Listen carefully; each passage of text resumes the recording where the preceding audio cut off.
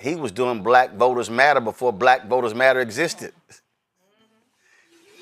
No, you're absolutely right. That was the template. Let me just pick up where Reverend Neighbors left off, and then I'll talk about those photos there. That's from 2021 when we were fighting for voting rights, and Jesse was still out there marching. In fact, I'll tell you a quick funny story about that. We were doing a march from the Black Smithsonian to the White House, calling on President Biden to do more for voting rights, and in the midst of the march.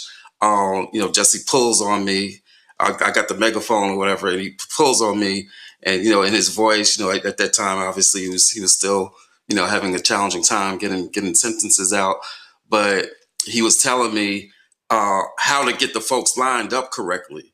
Because there's a science to how you do a march, and he's like, you gotta go 2 by 2, because when you go 2, then it stretches out the line and makes your numbers look, like part of what you may actually have. And so he was schooling me literally in the midst of the march. But I want to pick up where Reverend Neighbors left off, talking about his role on the international thing, because I was too young to vote for Jesse the first time he ran. Actually, both times he ran. I was 18 the second time, but my birthday was after the New York primary, so I couldn't vote for him in the primary either. But in '84, the thing I remember most vividly, that what Reverend Neighbors was talking about, seeing him go and get hostages, seeing this Black man on the world stage doing something that at that time, the greatest superpower and all this stuff couldn't do. Like, this was before I had learned the autobiography of Malcolm X. This is before I knew about, W.B. Du Bois or Paul Robeson. This is before I knew about, so many of our figures that had similarly been, major actors on the world stage. I knew about Dr. King, but that was history to this 14-year-old boy growing up in the Bronx at the time, right? But I saw with my own eyes this man go across the water and bring home hostages that folks thought could never be brought home, or that they would be lost or whatever.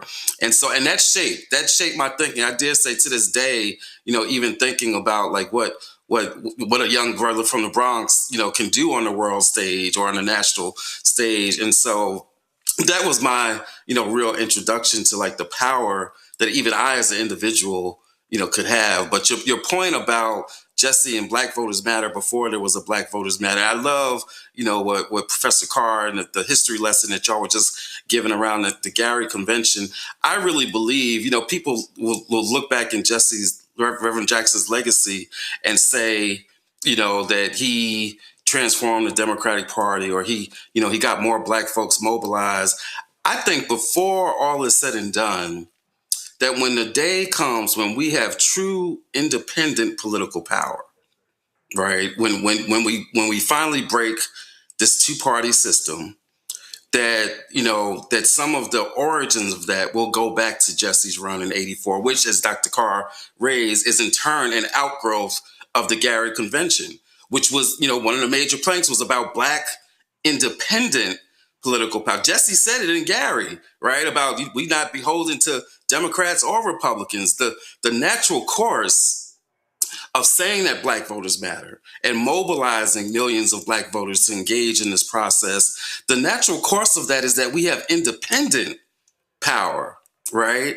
And, we may have, we've gone down a path of like how we're the base of the Democratic Party, and that's all well and good. And we've been able to get some stuff done. But I think that what time will tell is that the real origins, or at least one of the early stages, if not the origins, of the future independent power, electoral power, political power that Black folks will have when this two-party system ceases to exist, I think that we'll be able to trace the origins, or again, at least the early stages of that, to Jesse's runs. Indeed, indeed.